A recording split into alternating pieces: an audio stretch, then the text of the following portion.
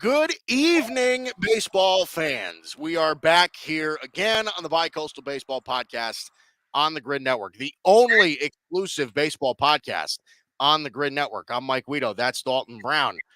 We have plenty of stuff to cover today. Dalton is donning a Pirates hat for some reason after a Yankee Dodger series. I was almost certain you were going to be donning a Dodger hat today, but Pirates today, is that just one where you picked it off the shelf and that's where you ended up? Kind of. Look, the series in New York was great, right? Obviously, I was glad to see the Dodgers win that series, but at the end of the day, it was a 3-3 week. They didn't play very well in Pittsburgh, and if any team earned the right for me to wear their hat over the last week, it was the Pirates, who won the series at home against both the Dodgers and the Twins. So much love and respect to Pittsburgh. There you go. See, there you go. But even Pittsburgh gets love on this show. That's what we do. We have an all-encompassing baseball show where nobody gets left out. That's what we're all inclusive here. But we do have plenty of stuff to cover today. Obviously, Dalton is all tan and happy from his weekend in San Diego, so he looks all bright-eyed and bushy-tailed. I am, I guess coming off of a fairly solid weekend myself. It's gorgeous here in New York right now. It's like 65 degrees, sunny. It's gorgeous. So plenty of stuff to hit on today. Obviously, we have to touch on what was that Yankee Dodger series. That was, again, I mean, that could end up being the biggest series all year. Listen, I have my opinions on the whole thing, on Juan Soto being out for the entire series. We'll touch on that a little bit. The Braves, they're 6-10 over the last 16. And they really might be in trouble. I mean, this is becoming a little bit of an issue now. There actually might be some concern here. We already know that Ronald Acuna is out for the season. We'll touch on that a little bit later as well. The Brewers seem to be surprising some people, right? I mean, we kind of all predicted that they were going to be a clear regression sort of team, and are now 6.5 games ahead in first place in the NL Central. Quietly, we're like, man, oh man, what the hell's going on over there?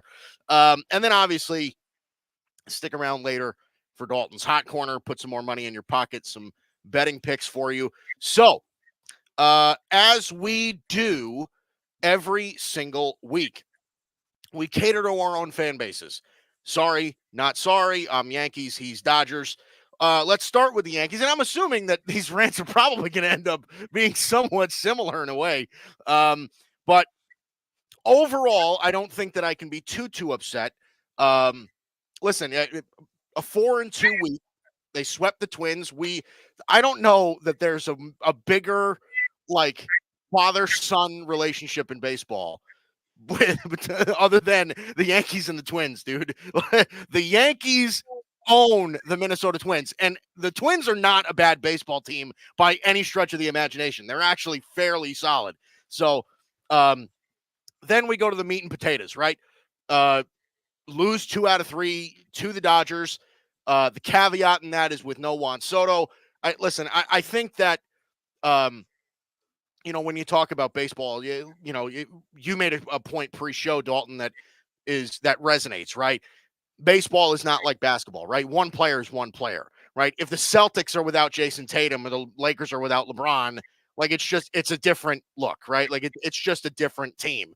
But I think the Yankees in that sort of aspect, and that it's a little troubling to me, is that Juan Soto is, with how impactful he's been this year, that hurts that lineup tremendously, and you can see it, right? The attitude in the locker room is different, right? The attitude in the dugout is different. The body language is different when Juan Soto's not playing. So that's a big thing. I think, honestly, my favorite part of the whole series was when Trent Grisham went yard after they were chanting, "We want Soto" in the stands. Like that was really, really electric for a guy who was hitting under 100. Like you can kind of understand where they're coming from, but then he just shoots one deep into the bleachers, and you're just like, let's go. Like that's what you want to see out of that moment. Just a couple of small things before I get into my main point. Garrett Cole looks like he's on the track to be coming back pretty soon. Already 2 rehab starts. He looks good. Upper 90s, the whole bit. He looks like he's coming back in short order. Jason Dominguez is raking in the minor leagues right now. And the problem is that you could bring him up to the majors tomorrow, but there's no spot for him here. Like we're kind of playing the waiting game of like, what do you really do in that sense, right? So I think we're waiting on that. But I think we kind of need to start talking about now that Aaron Judge very easily could be the best player in baseball, and it might not be close. Like we're looking at a run right now where like Aaron Judge since May 1 is hitting 398. He's got 18 homers, 41 RBIs, 39 runs scored in 36 games.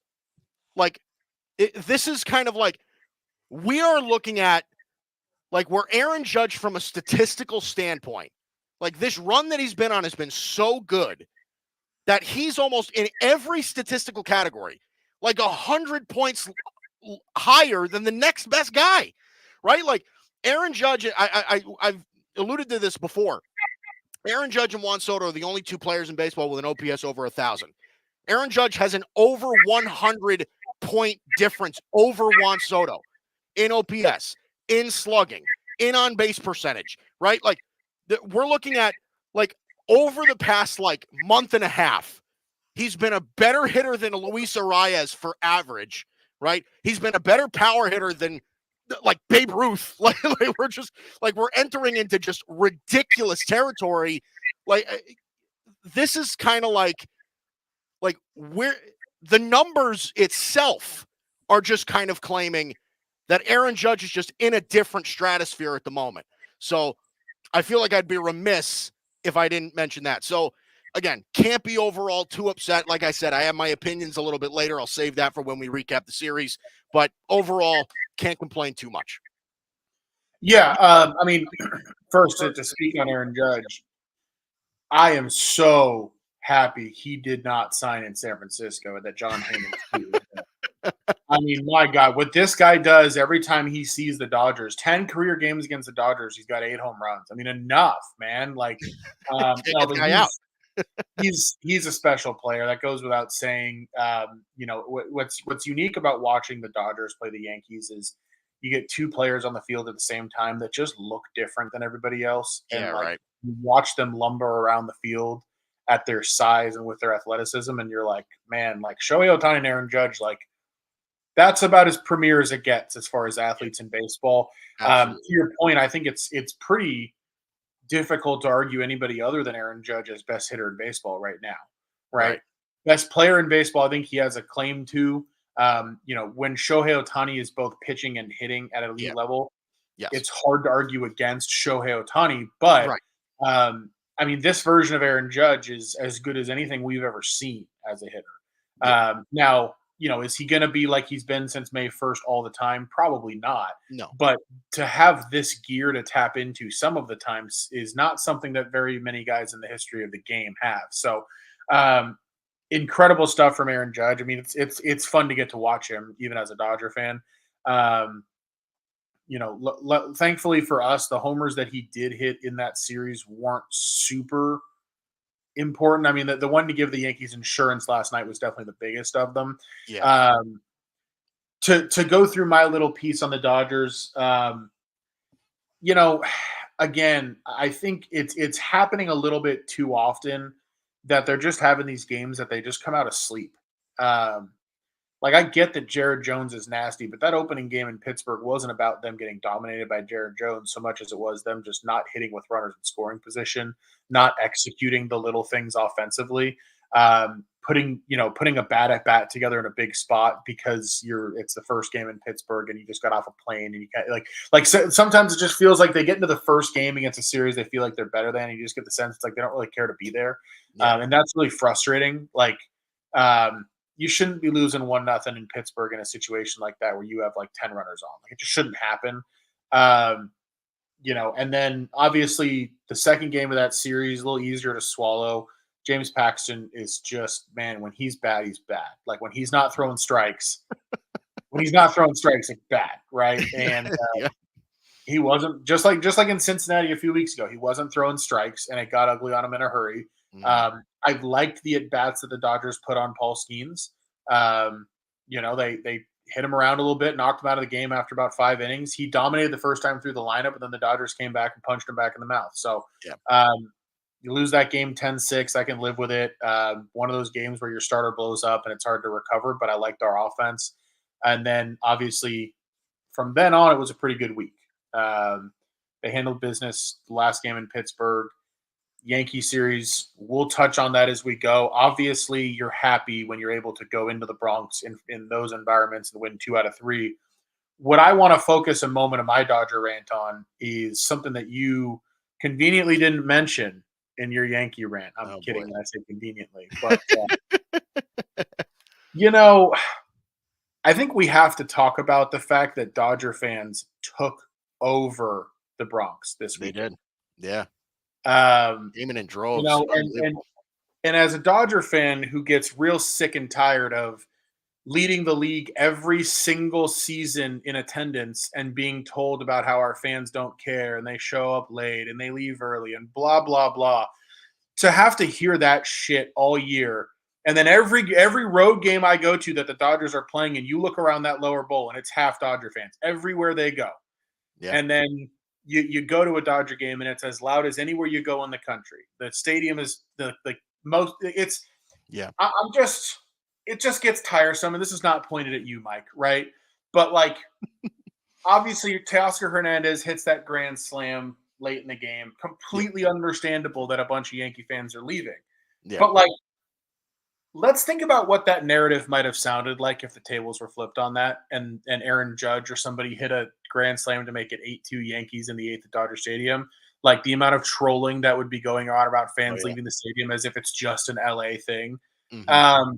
Like enough already, man. The Dodgers have a massive, rabid fan base. Yes, they happen to play in a stadium that is super fucking difficult to get to at rush hour. Like, I grew up 25 miles from Dodger Stadium. If I want to get to a Dodger game on time, I'm leaving 2 hours and 15 minutes before that game, and I am not exaggerating. Yeah. Like, it's just not easy to get to, folks. Like, and sometimes, like, the other thing, too, it's like, oh, well, they make the NLCS or the World Series, and it's like, oh, they're first inning, there are a couple empty seats. You're starting a game at 5 o'clock on a weeknight in LA. Yeah. Like, that's impossible. Like when I went to World Series Game 3 against the Red Sox, Game 4 against the Red Sox back in 2018, I was 5 miles from the stadium, and that last portion of the drive took me an hour and a half. Like, it's bad because the stadium's between mountains. There's no way to get to it if you haven't been. And so I'm just like, I want to give our fans their flowers for for the second time, our second trip to the Bronx in a row where we've totally taken over that stadium. Now you can some of that's because we respect the Yankees, right? And it's an awesome opportunity to get to go watch our team play in that historic ballpark against that historic team. And I think both fans, it seemed like, had a lot of fun with it, which is great. But I just want to give our fans some love. That's all. Yeah. No, you're definitely right too. It was actually frustrating me because the Dodgers were giving the Yankees treatment, right? It's almost known in baseball where whenever the Yankees come to town, pretty much anywhere in the country, half the stands is filled with Yankee fans, right? It's filled with it, right? Like Tampa Bay Ray games at Tropicana Field in St. Pete is that's a home game for for the Yankees, dude. 90% of those fans are cheering for the Yankees. It's unbelievable. But definitely respect for that. I think every game was sold out. The stadium was packed every single night. It was really, really something to watch. So yes, absolutely.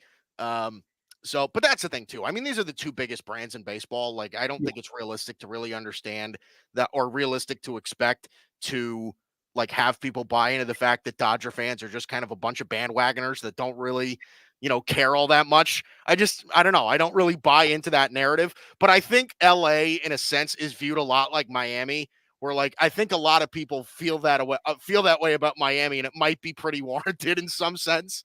When it comes to the Marlins and the Heat, nobody even cared about the Heat until LeBron showed up. It was just I think they kind of view it sort of in the same light, if that makes sense. But the biggest difference between the two, though, is and I think you spoke to this a little bit in what the Yankees do when they go to Tampa. Yeah. Florida as a state at least how I view it from like a third party, is like a lot of just New York and New Jersey moving down there when they're old, right? Yeah, it's a bunch of New And like, York retirees. That's it. yeah, like in my day job, whenever I'm calling somebody and they're in Florida, like there's a decent chance I'm hearing a New York or a New Jersey accent on the other line. It's just the Yeah. reality, you know. Mhm. No, it's the way it is, man. It's they all retire and they go to Fort Lauderdale, and that's where they live the rest of their days, man. That's where it is. It's all in Pompano Beach and all that stuff. So, but anyway, all right, that does it for the rants. Let's go to a live score update. It's going to be short today, man. We only got what is it, 6-7 games today? That's all we got on this Monday, Yep. which is what we kind of come to expect. The Orioles right now are on top of the Rays in Tampa, 4-2 in the top of the sixth. And then a bunch of scoreless games at the moment. The Rockies and Twins are knotted at nothing at the bottom of in the bottom of the third. The Yankees and Royals are just getting started in Kansas City in the top of the first, still 0-0. And again, top of the first, 0-0 between the Blue Jays and Brewers in Milwaukee. Later tonight, the White Sox are in Seattle. Eric Fetty, Logan Gilbert, a surprisingly good pitching matchup when you're facing the White Sox. Eric Fetty actually has not been too bad. 3.27 ERA for the White Sox this year. Been one of their better arms in the rotation. The A's and the Padres tonight at 9:40 in San Diego.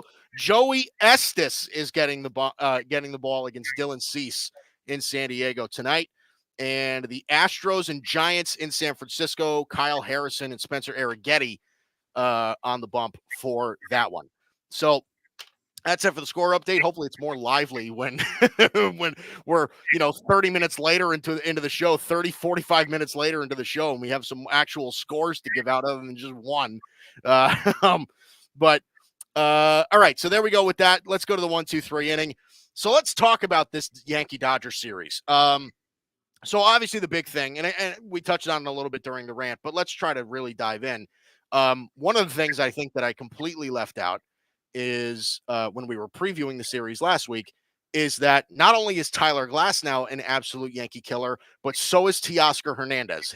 Teoscar Hernandez, and here's the thing: this is not a just this series sort of thing. I don't know what his actual numbers are. I'm sure they're easily Googleable, but Teoscar Hernandez has always been a Yankee killer. When he was in Seattle, when he was in Toronto, like he has crushed the Yankees his entire career.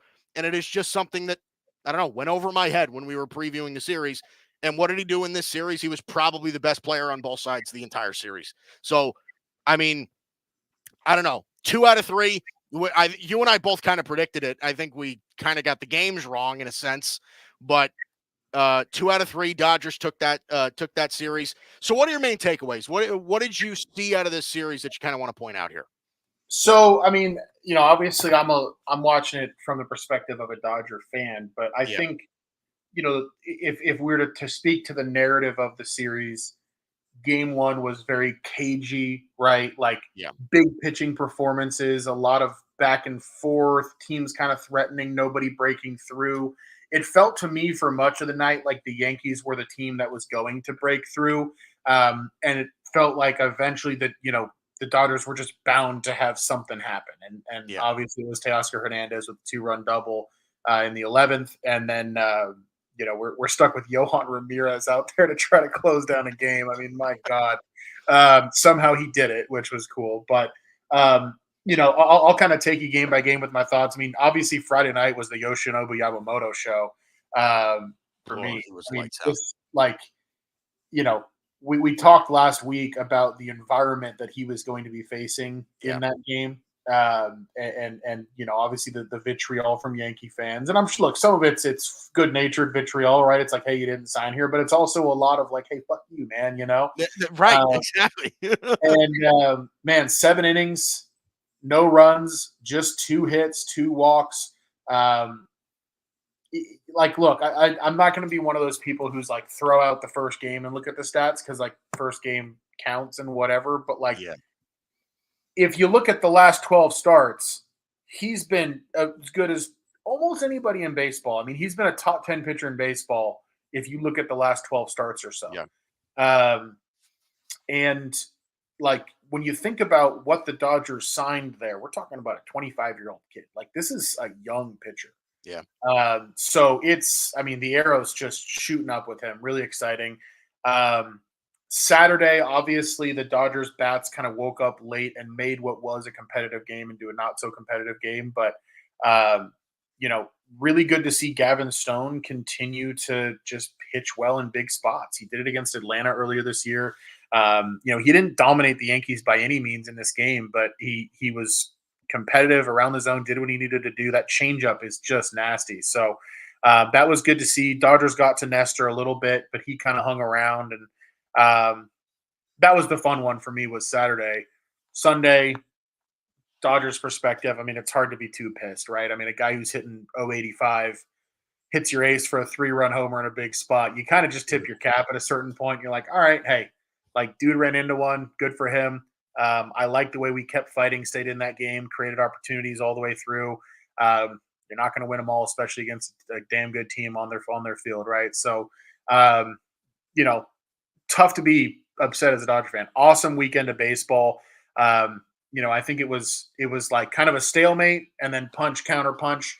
I don't think we learned some big Dodgers are like have the Yankees number. Like I don't think we really learned anything like that. But I just think it was a lot of really high quality baseball. Yeah.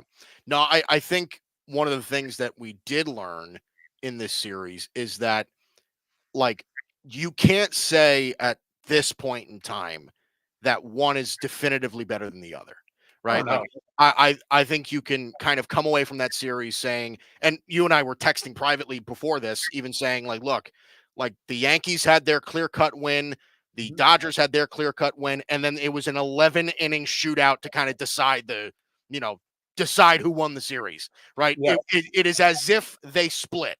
Like it is almost as if like that's as close as you can get. Um, I do think, like I said, like it's really hard to argue with a lot of what you're saying, right? I think a lot of Yankee fans looked at this weekend sort of as okay, like we're not super upset about this, but like it really kind of highlighted the importance of Juan Soto just because it looks Mhm. like without Juan Soto in that lineup, there's two things really that are going on. One, they really do have a problem with driving in runners in scoring position. Like that could really be an issue without Juan Soto in the lineup. And that's to be expected, right? I mean, he's one of the five best players in all of baseball at this point. But the other thing is that like the body language is just different. Like you can actually see, like, it's not even like he's not on the team. He's in the dugout. He's just not playing, right? Like the entire attitude, the entire feel around that team is so much different when Juan Soto doesn't play. It's night and day. Like it really, really is. So I can appreciate the fight in a sense that they were able to hang around with the Dodgers for a lot of this series and then eventually win one. But um, also, by the way, the guy who ended up really kind of blowing the game wide open for the Dodgers, Dennis Santana on our end, got himself a good old DFA after the series was over. So, uh, Well, I feel so bad for Dennis Santana. I remember when he came up with the Dodgers and he was supposed to be this big pitching prospect, and he pitched at Yankee Stadium for the Dodgers in 2016, and it was yeah. man, I was so excited. So wishing him the Yeah. best. Yeah, no, me too. Honestly, like there were outings, like I said, he had his ups and downs, right? It was just recently where he really started getting shelled. Early Yeah. on in the year, he was lights out for most of the year. Like for most of his time here, he was actually pretty sick. But he's now out of the Yankee organization for the most part. Here's the thing I kind of want to bring up, and it's a bit like watered down because like as much as it was a thrilling series for you and I, right? For a Yankee fan and a Dodger fan, um, I really think that Juan Soto not playing in this series was really kind of an L for baseball. Like that was kind of like you pretty much watched the Dodgers with Otani, with Yamamoto, like with this, $1.5 billion payroll of if you count the next 10 years or whatever, right? Like, you watch this full-fledged, fully healthy, unbelievable Dodger team go up against the Yankees from last year. Like that's kind of how it felt for me. Is like yes, it's like the Yankees are a better team this year than they were last year, and it was still a very exciting series as a from a spectator standpoint. But like, you clearly saw a difference between how the Yankees were playing with Juan Soto and where they are without Juan Soto. I just think that like that took something away from the series for me. And maybe that's just because, maybe that's at least part of that is because I'm a Yankee fan. I'm watching it from a Yankee perspective, and I'm disappointed that the guy hasn't gotten hurt in 2 years. And then all of a sudden he, gets hurt right conveniently when they play the Dodgers at Yankee Stadium. It's a little frustrating, but I do think that, a lot of what's exciting about these series is that you're playing, it's the best against the best. Right. And I don't think you were getting the Yankees' best in this series. Well, I agree that Juan Soto missing is an L for baseball. Obviously I think that series looks, a little bit different on paper with him in it. Yeah. I don't think it's fair to say, oh, well, we got to look at the fully healthy Dodgers against the not so healthy Yankees. I mean, Max Muncy's out. A whole roster of pitchers are out. Mm-hmm. So I mean, I get it. The Dodgers stars are healthy, which is really, I think, what you're getting at. Yeah. Right.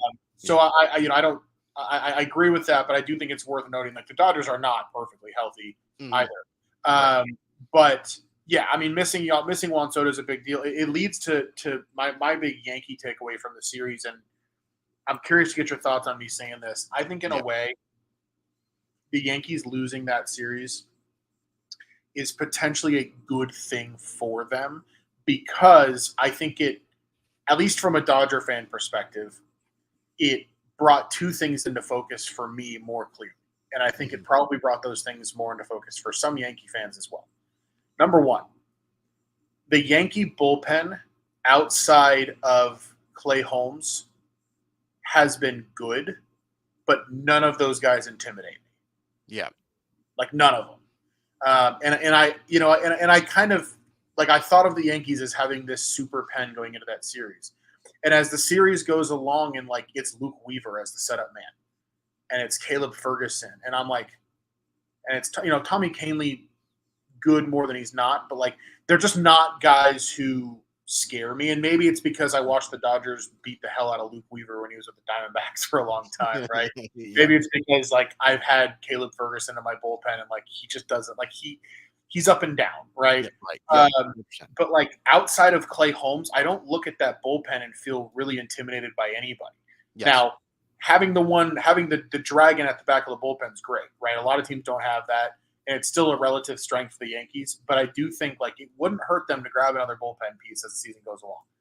Second takeaway I had for the Yankees in a very similar vein, and this goes back to the Juan Soto thing you were talking about.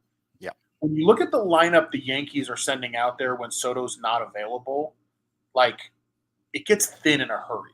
Yeah. And, I think internally maybe I kind of knew that, but having a chance to watch this team play a little bit more closely this weekend, Volpe's having a great year, right? Offensive breakout for him. Verdugo's been solid.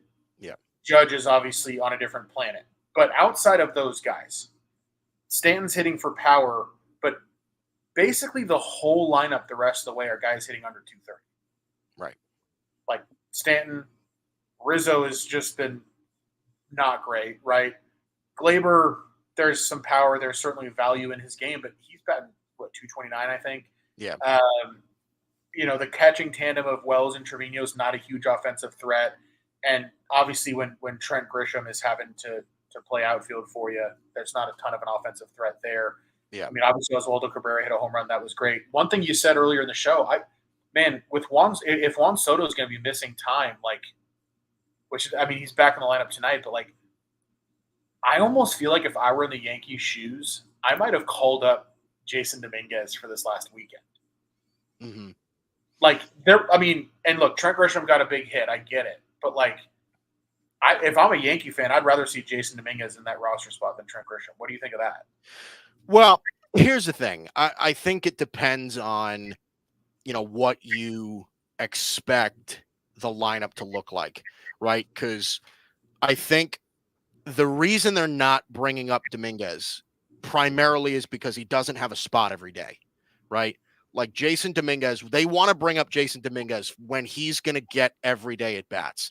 If you're bringing him up to take Trent Grisham's spot, and I agree with you, like Jason Dominguez already, in my opinion, is a better player than Trent Grisham, but Trent Grisham's your fourth outfielder, and that's what Jason Dominguez would be. He would be your fourth outfielder, right? Because Judge Soto and Verdugo are in the lineup every day, no questions asked, no doubt about it, right? And listen, I could even make the argument that, in my humble opinion, I think Jason Dominguez could be a superstar in the league. I think he could be better than Verdugo already too, but I don't think that they're looking at this as like they're looking at that as like, we don't have to rush Jason Dominguez back because unless he's getting every day at bats, like the Yankee outfield, as far as production has been concerned, has been one of the best in baseball, primarily because of Judge and Soto. So they're looking at that as like, look, we don't even need Dominguez at this point. Like, if you get to a point later in the year where like Verdugo's bat starts to really slide, Stanton is really not hitting, right? Like, you get into a point where like you can actually open up a spot because some guy's playing awful, then I think Dominguez comes up and plays. So yeah, that's kind of where I feel about that. Again, but the plus side of Grisham really is his glove, right? He's a plus defensive center fielder, and that's valuable to have, right? Yeah. And I think in Yankee Stadium, Grisham's power plays a little bit more. He's a dead pull hitter, right? Yeah. He can take advantage of the short porch more than you can think. But that's the thing is when Juan Soto's healthy, Trent Grisham plays once or twice every 2 weeks, and I can live with that. You know what I mean? Like that's kind of where I'm seeing that at the moment. So here's a solution Mm-hmm. that you're not going to like. Oh boy. Aaron Judge is 32 years old and 6'7". Yeah. Like, we already saw Bryce Harper move to first base. Move him to first base. I know it, right. And I get it, right? Like, yeah. Judge is a plus defender in the outfield. He's an unbelievable arm plus defender. I'm not saying that this is like this is something you want to do right now. Mm-hmm. But like, sure. You have to think about Aaron Judge, especially with what you've seen from Rizzo. Like, how much better does the Yankees lineup get if Judge becomes the first baseman, Dominguez enters the lineup, Rizzo becomes a reserve who you use, like you kind of pick your spots with them. Just a thought, right? Like how much, It's not a bad thought at all. And again, that's already kind of been brought up among the Yankee community. There are a lot of people that are saying like eventually you're going to have to pick a guy to move over to first, right? And everybody expects that to be Aaron Judge at some point because he's fucking 6'7" and he could probably reach every overthrow that you can make. Like he's already taken reps at first base.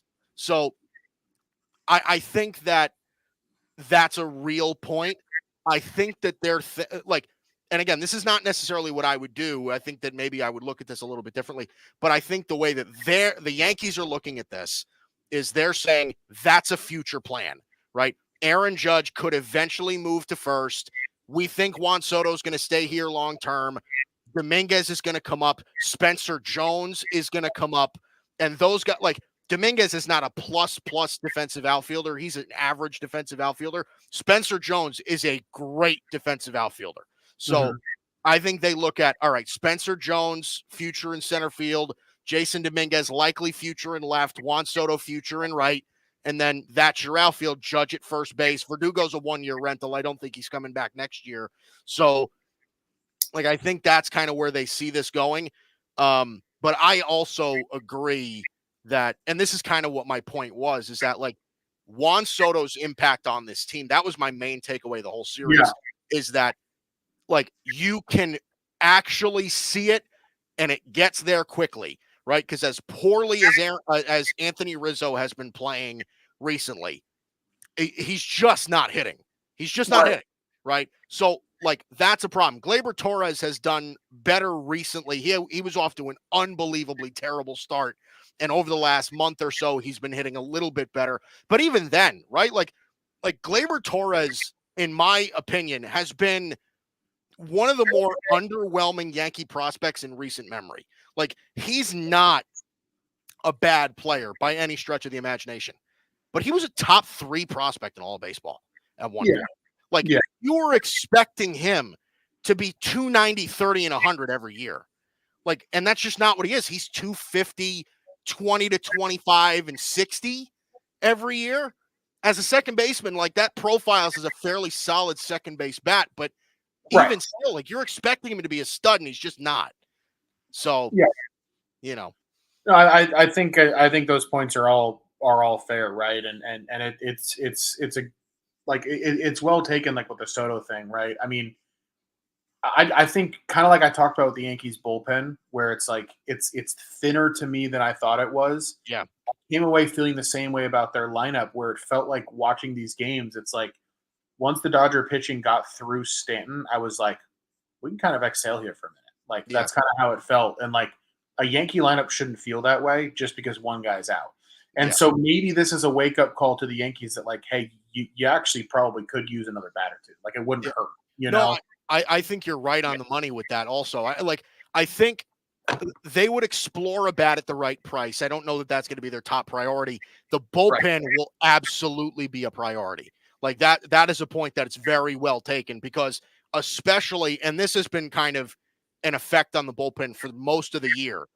Jonathan Loaisiga being out is a big hit on that bullpen because he's nasty, right? So if Loaisiga is out, Luke Weaver has been phenomenal for the Yankees all season long. So, like, he's going to be one of your back end guys, I think, no matter what.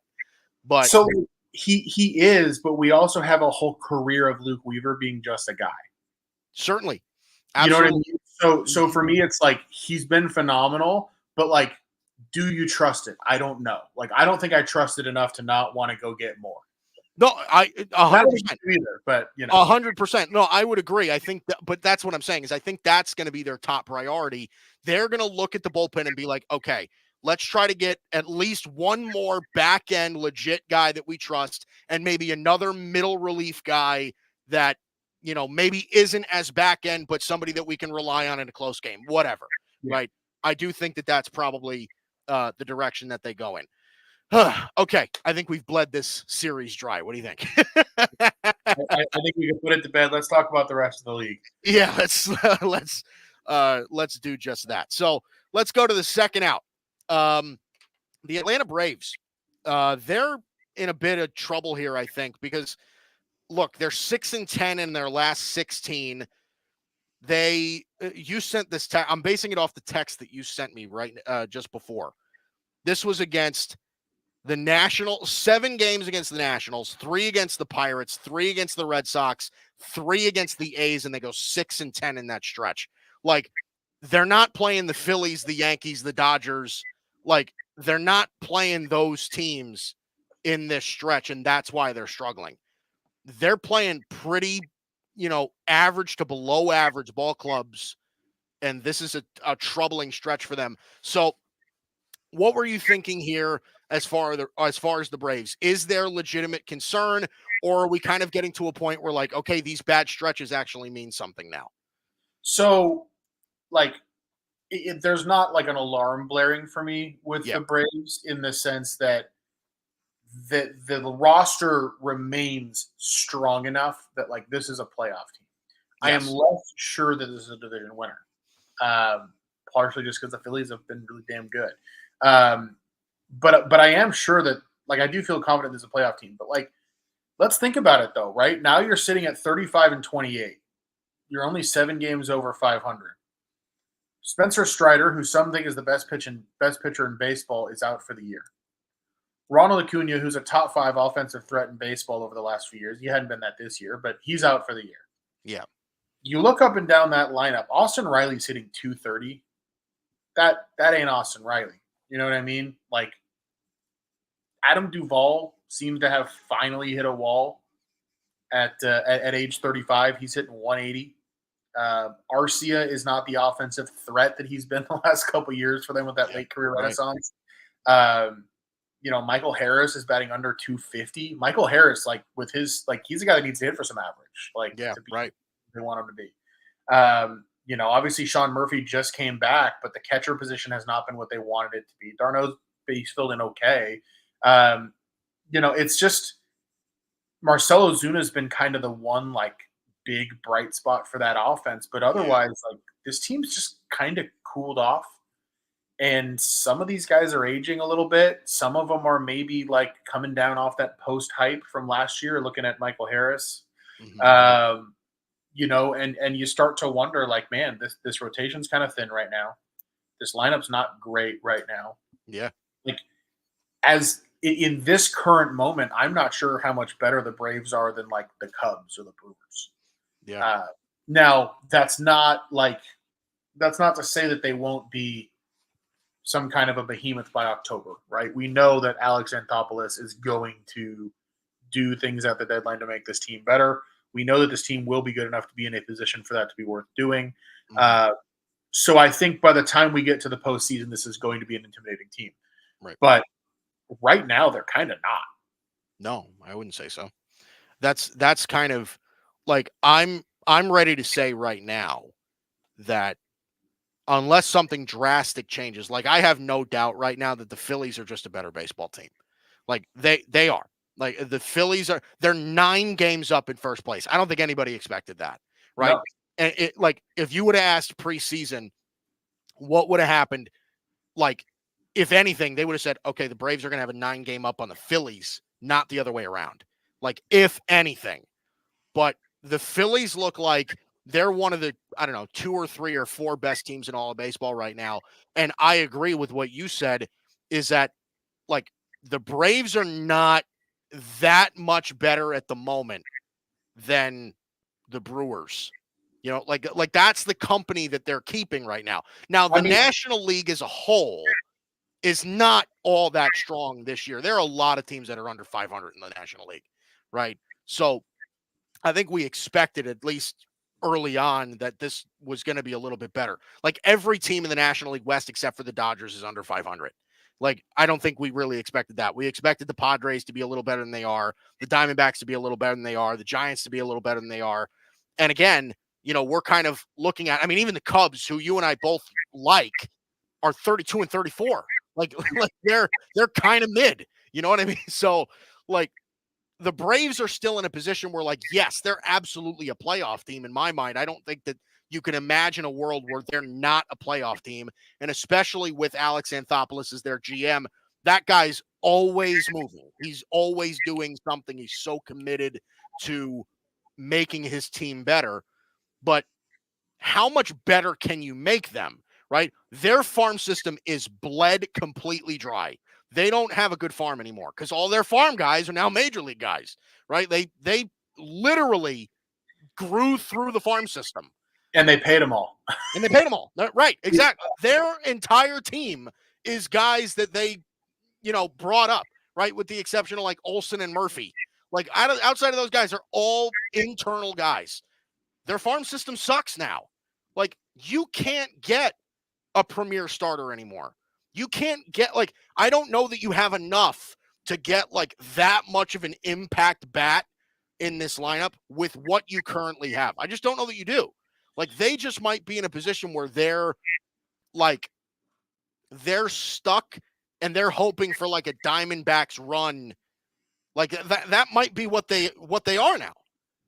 Yeah, I think at least this season, yeah.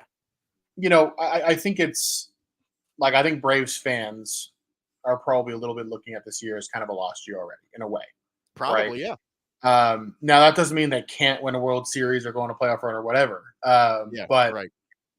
When you lose both Strider and Acuna for the whole season, it's hard to look at things the same way. Yes. And I've been on World the show Series without Acuna before. Why can't they do it again?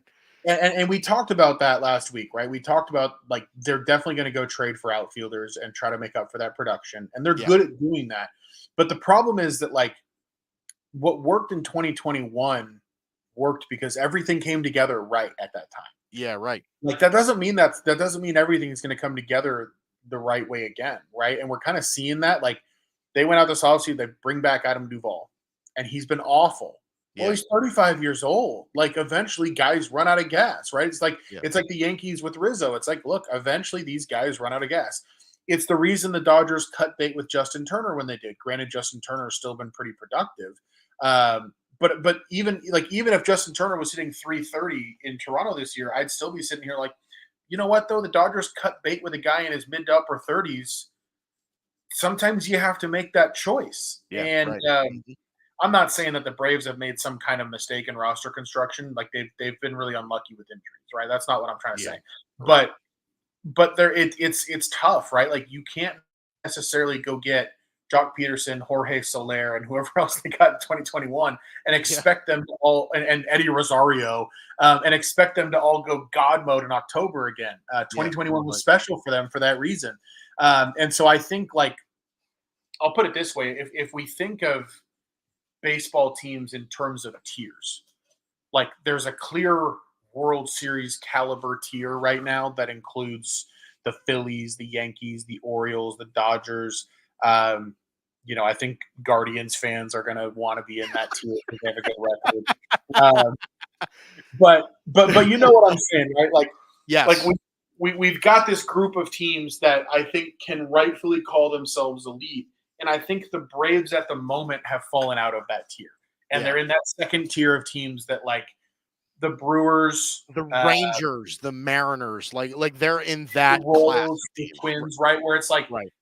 these are contenders. These are teams that have a good chance of making the playoffs. You wouldn't be shocked to see them make noise, but like you're not really looking at these teams as like World Series favorites, and that's a new thing in Atlanta.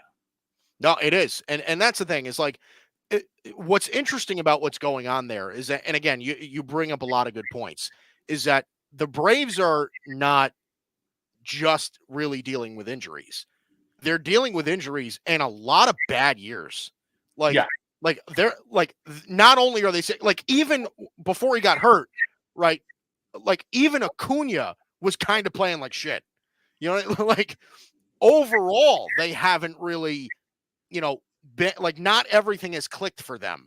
You know what I mean? So I agree. I think some Braves fans are looking at this like this is a frustrating year for Braves fans, right? Because we kind of looked at them. I mean, what was even? I have to look, right? I'm going to bring up an old graphic. Ready? Because they're all right here. I'm going to bring up an old graphic for this. The Braves were projected at 101 and 61. I don't think they touch that. They're not even like. I don't know that they're going to come within 10 games of that. Like I don't know that they win 91 games. I think 91 is about where I'd set the line right now. Yeah. In terms of expectations for them. And that's a big step back. No, it is. It's a little bit like the 2018 Dodgers were for me, where it was like, and that team ended up making the World Series, but like that team all year, you were just like, man, like everybody's cold. And they ended up having to play a game 163 against the Rockies. And it was just a weird year, man. Like, it's kind of like that.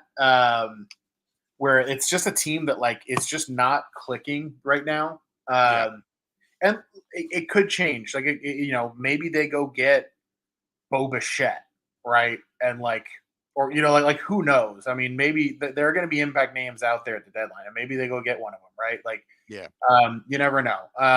But yeah, it's just I just can't get over the fact that like going 6-10 over 16 games is not a huge deal.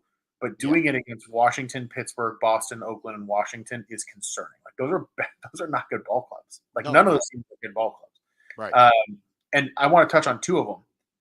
The Braves' run differential this year is only plus 31. Like it's not like they've been really unlucky in losing one-run games. Their run differential is the same as Boston. Yeah. Their run differential is half of Milwaukee. Their run differential is less than half of Kansas City. Like they just haven't been that good. So we'll see. Yeah, no, it is very, very underwhelming with what they've shown this year. So we'll see where they go. As far as where the rest of the season is, listen, one of your buddies in Survivor Pool just got knocked out because they lost the series to the Nationals. And I was kind of taking a jab at the guy just for fun, just being like, listen, everybody knows that you don't take the Braves when they play the Nationals. Come on, use your head. I mean, they've lost 6 of their last 7 to Washington, so you're not wrong. I was totally just saying that in jest. Yeah. I had no stats to back it up. I was just kind of jawing at him. But all right, let's move on to out number 3. Speaking of teams where it seems like everything is clicking, right? The Milwaukee Brewers at the moment sit at 38-27. They are 6.5 games into first place. The Reds and Cubs right now are tied for second in the NL Central. They have quietly been one of the better teams in the National League, and I don't think anybody really kind of expected to see that. So, Dalton, are you buying it, or are they the Guardians? Somewhere in between. Somewhere in between. They're not the Guardians. I think the Brewers clearly, they've clearly done a good job of developing players to fit a certain culture, right? Yeah. I think the same can be said of the Guardians to some degree, but I think the Brewers are more talented than they are. That being said, the cast of guys that are actually making an impact for Milwaukee is fascinating. So I want to start by giving you my high-level takeaway, which is I still think Chicago is very live to win this division. Mm-hmm. I don't so strongly believe in the Reds, but it wouldn't shock me if they made a run. I think this division is very much up for grabs. But it's interesting because I think, if somebody's not looking at the standings right now and you ask them, hey, who's ahead in the Central and by how much? They would guess, well, Milwaukee's been playing well. Maybe Milwaukee by a game or 2 over the Cubs. That's it's 6.5 games right now. They've created some separation over that division in a way that I didn't see coming. So the game I want to play with you, Mike, and I messaged you about this as we started the show. I hope you're not looking at the Brewers baseball reference page right now. If you are, close it out. No. Because I want to see how many of the top 12 players in WAR on the Brewers this year you can get right. Okay. All right, so I'll give you 12. I'm gonna have you give me 12 names, and I'm gonna give you yes or no on each one, and then I'll tell you what they are at the end. So 12 Brewers players. Can you get me to 12? I think you can. I don't know that I can name 12 Brewers, but that's kind of the state of the. But okay, here we go. All right, that says something about the Brewers, doesn't it? Okay, so here we go. I'll obviously say William Contreras. Yep, right? He's number 2. Okay, I'll say William Contreras. Yelich. He's number 6 on the Brewers in WAR. Okay. I can't imagine Jackson Churrio's on that list. He's not. Okay. All right. So that's interesting. That makes things a little bit more interesting now. Willie Adames. Number 7. Okay. Rhys Hoskins. Not on there. Wow. Missed a lot of time with injury, so he hasn't had a ton of time to amass WAR. Okay. But the point you're making is what I'm getting at, which is wait till you hear this cast of characters, but keep going. Okay. Sal Frelick. Nope. What? Really? Jeez. Okay. All right. Now I'm going to get really deep. All right. Here we go. Blake Perkins. Blake Perkins is number 5. Okay. 1.5 WAR this year for Blake Perkins. I always looked at this guy as if he was kind of mid, but I'll go with Bryce Terang. Number 1. Bryce Terang is number Bryce Terang in WAR. In WAR. That's hysterical. That's Bryce hysterical. Terang. Okay. I would assume you're including pitchers in this as well, right? I'm assuming that is also. All right. You got 4 more guesses. You've gotten 5 right so far. All right. Freddie Peralta. Number 10 out of 12. Okay. Colin Ray. Number 8 out of 12. You got 2 more. Okay. I can't imagine that like Joey Ortiz is on that list, right? Joey Ortiz is number 4. That's remarkable. Okay. All right. So I get the point here, right? Let me go through them for you because it's hilarious, right? This team is leading a division in baseball by 6.5 games, and this is their top 12 in WAR. Bryce Terang at number 1. William Contreras. Relief pitcher Brian Hudson is number 3. That I wouldn't have gotten in a million years. Brewers and Dodgers last year. Mhm. Joey Ortiz is number 4, Blake Perkins number 5, Christian Yelich number 6, Willie Adames number 7, Colin Ray number 8, relief pitcher Jared Koenig is number 9, reliever Trevor McGill is number 11, Oh, he and throws rookie starting pitcher Robert Gasser is number 12. That's remarkable. Like, you want to talk about like developing guys that are apparently really ready to compete at this level. And what's amazing about the Brewers is this is not like there's not a ton of power hitters on this list. I mean, William Contreras has been one of the best players in baseball and like needs to be celebrated more. But outside of him, like how many guys outside of him on this list, like you'd be excited to see them get acquired by the Yankees? No, almost none. Like, Right? I don't know that I would. Like Freddie Peralta might be like the cool one, but outside of that, no. So that's what I'm getting at is it's like and it's look I'm not it's part of why I don't see them creating separation as the season goes along because like the Yeah. guys that are in them there are guys that feel like there's probably some flashes in the pan going on there. Yeah. But you got to respect the hell out of that team's like culture and development that they're 38-27 and leading a division when Brian Hudson and Bryce Turang and Joey Ortiz are 3 of their top 4 in WAR. Yeah. Yeah. By the way, Joey Ortiz being one of the pieces that they got back from Corbin Burns. Like that's like they're making the most out of and like I think it's really interesting that you bring that up because I think it kind of like this almost like proves a point that like when we talk about teams that develop young talent, right? And they make like they almost turn nobodies into somebodies. Yep. Like the Brewers kind of have to be included in that conversation with teams like the Rays and Baltimore and Atlanta and like those teams that actually like make real like they actually know how to develop and build teams out of guys that they internally have. The Brewers kind of need to be in that conversation. Like we didn't like what did we expect? Right? What Pacoda projected them at 79 and 83 to start the season after they went 92 and 70 last year. Like, Yep. and I think you and I kind of expected, yeah, the Brewers are probably a 3rd or 4th place team in this division. They're not. They're very clearly in first here and heavily. Now, you bring up a good point before too. I don't know that you should give up on the Cubs and like the Reds could absolutely make a run. I mean, the Reds are kind of built like a young team that could all get hot for 1 month and just explode. But the Brewers are definitely around, and they look like they might be around for a while. Let me also I want to talk speaking of Brewers roster construction, right? Because you took the words out of my mouth with comparing them to the Rays and Dodgers. I don't think they're a team that gets that credit the way they should. So 100% agree with you there. I want to touch on 2 of their trades and part of why it's just an underrated front office in general. Yeah. Do you remember the Josh Hader trade with San Diego? I mean, I would have a year ago, but now I don't. So they got Robert Gasser, who's been lights out as a starter for them as a rookie this year. Esteury Ruiz, who's now with Oakland. But guess who they traded Esteury Ruiz for? Who? William Contreras. So, like, they turned Josh Hader into Robert Gasser, William Contreras. The other 2 players, Lamet and Rogers, are no longer with the team. But, like, dude. Yeah. Well, yeah. You know, and you talked about the trade that brought them Joey Ortiz.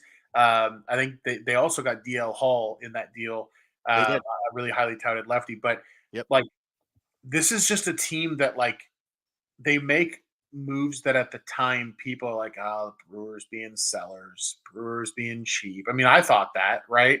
Yeah, right.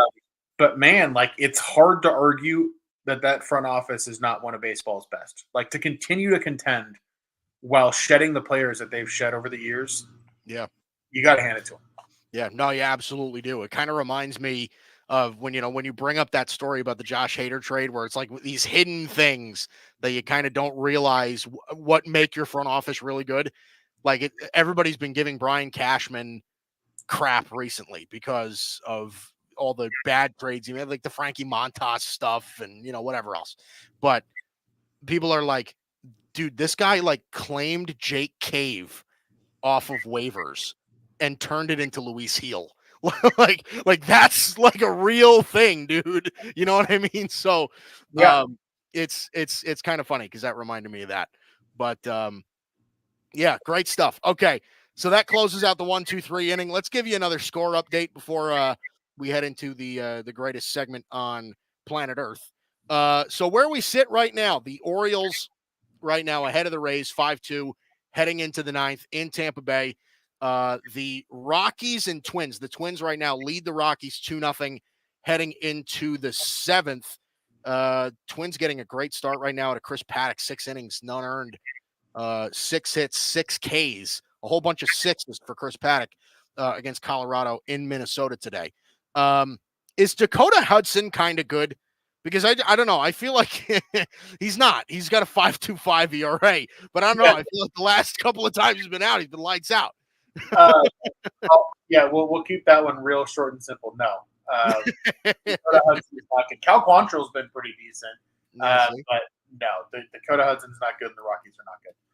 I was gonna say, man, I just feel like even today, 6 innings, he gave up 2-3 hits or something like that. I was like, it's not a terrible start, but okay.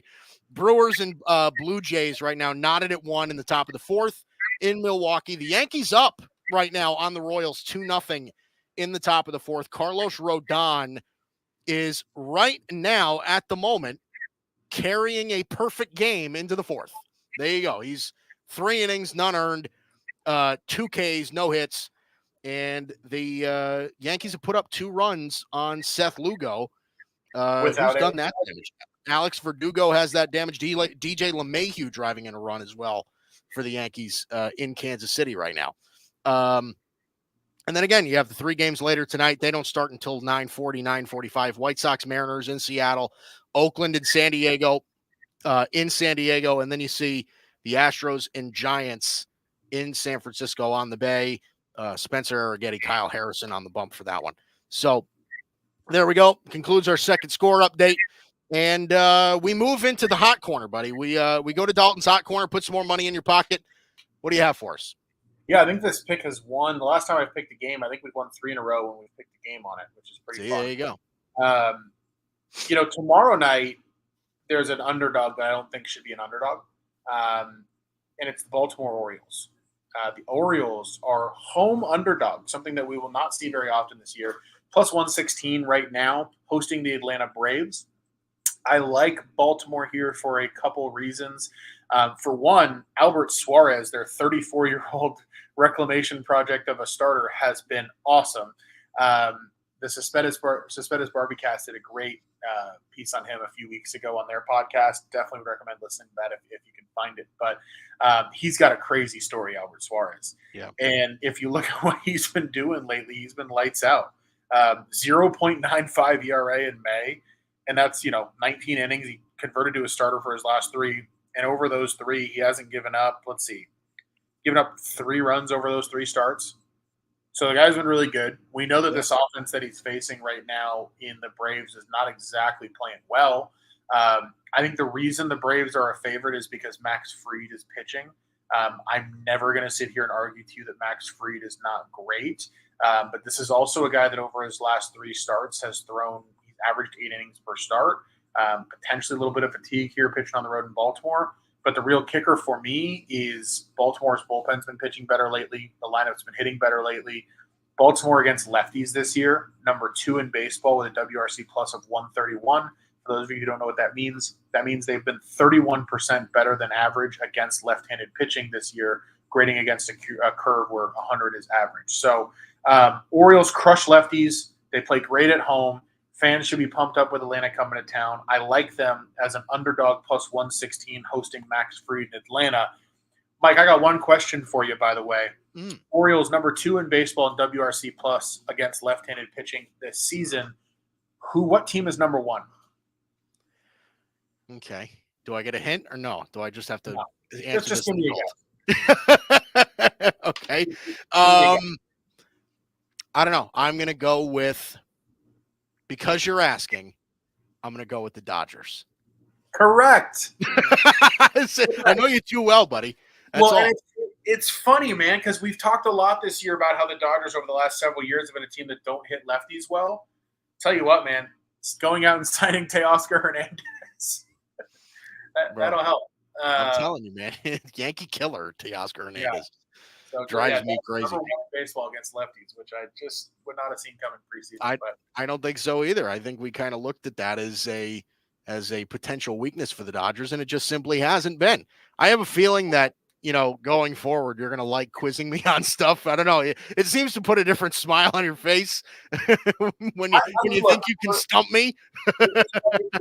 It's not like stumping people is always fun, but it's more like when you just spend time reading about what's going on in the baseball world, you find yourself stumbling on like nuggets that are just shocking, right? Yeah, right. Like I just had this thought earlier today where I was like, I wonder like who's the reason that the Brewers are where they're at, like right? Like once we decided that as a topic, I'm like, I want to look into this. And one of the first things that pops up when you go to Teams Baseball reference page is their top 12 in WAR, and I was like, dude, I don't recognize half these guys by their face, and that's right. That's alarming for me. So this is the stuff that makes baseball great, just the constant oddities. No, and I was being dead serious. Like I didn't know that I could name 12 Brewers players. Like I just didn't know. Like I don't watch the Brewers that closely to where I know their roster back and front. I just don't. I need you locked in on Bally Sports Wisconsin. All right, Brian Anderson, play-by-play, one of the best in baseball. I need you locked in. Yeah, he's fantastic. He really is. But all right, that does it for us. Dalton, you have any closing words before we say goodbye to the beautiful people that we're talking to right now? Well, I hope Corey Seager can come back from his injury and play the next few nights at Dodger Stadium. He deserves a massive ovation from Dodger fans, and I really hope to get the opportunity to give him one because I know they will. This is kind of, and I know I'm just talking about the Dodgers again, but with Texas and Kansas City coming to town, I would really like to see the Dodgers put up a good week at home here and put some of this weird back and forth baseball behind them. This would be a great week to put a strong stretch together against some good ball clubs. Yeah. By the way, you saying that the catching tandem of Austin Wells and Jose Trevino not being an offensive threat, well, Jose Trevino just hit a 2-run single off Seth Lugo. So how you like them apples? Hey. Jose Trevino's plenty of value as a ball player, right? Oh yeah, dude. As good of a defensive catcher as he is, like he's hitting like 270. Like it's not like he's like a liability with the bat. Like, look, if he can hit 270, that's a great player. You know what I mean, saying, dude? It's like the guy's kind of good. I mean, hell, if he can hit 225, he's valuable with that. That's what so yeah, right. Who'd you have for Survivor Pool this week? You survived with the Guardians last week, man. Yeah, just barely. But it leaves. I got the Twins. They're hosting the Rockies, and then they're hosting the A's. If you can't salvage a split with those two teams coming to town, then I'll be in. I took your advice on the Diamondbacks this week because I forget what's on their schedule, but it's weak. I think it's the White Sox and it's the Angels. They are home against the Angels and home against the White Sox. If they can't make something out of that, like, come on, dude. But you would think. You really would think. By the way, shout outs to Logan O'Hoppy for walking it off last night. Long Island kid, proud of you. That's really good stuff. All right. That does it for us. That's Dalton Brown. I'm Mike Guido. This is the only exclusive baseball podcast on the Grid Network. This is the Bicoastal Baseball Podcast every Monday night, 8 o'clock Eastern. Make sure to tune in. We'll see you.